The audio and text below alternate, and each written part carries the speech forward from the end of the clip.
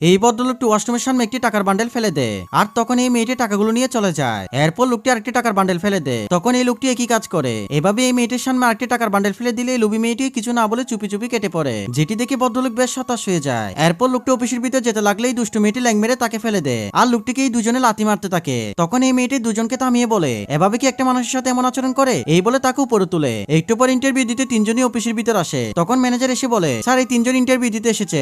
এরপর ভদ্রলোকটি চেয়ার ঘুরালে তারা অবাক হয়ে যায়। ভদ্রলোকটি বলে, আপনাদের শিক্ষাগত যোগ্যতা কি? তখন এই লোকটি বাপ নিয়ে বলে, আমি আমেরিকা থেকে পড়ালেখা করে এসেছি। এরপর দুষ্টু মেয়েটি বলে, আমিও বিদেশ থেকে লেখাপড়া করে এসেছি। আর পাশের এই মেয়েটি বলে, আমি বাংলাদেশে লেখাপড়া করেছি। যেটা শুনে দুজনেই মেয়েটিকে নিয়ে হাসি তামাশা করতে থাকে। এরপর বন্ধুরা কি হয় সেটি দেখার আগে তুমি যদি তোমার মাকে ভালোবেসে থাকো ভিডিওতে একটি লাইক দিয়ে চ্যানেলটি সাবস্ক্রাইব করো এবং কমেন্ট করে জানাও তুমি কোন ক্লাসে পড়ো। এরপর অফিসের মালিক জানায়, শিক্ষাগত যোগ্যতা থাকলেই হয় না, আপনাদের দুইজনের মাঝে কোনো মনুষ্যত্ব বোধ নেই। আর এই মেয়েটিকে বলে, আপনাকে অভিনন্দন, আজকে থেকে আপনি অফিসের ম্যানেজার।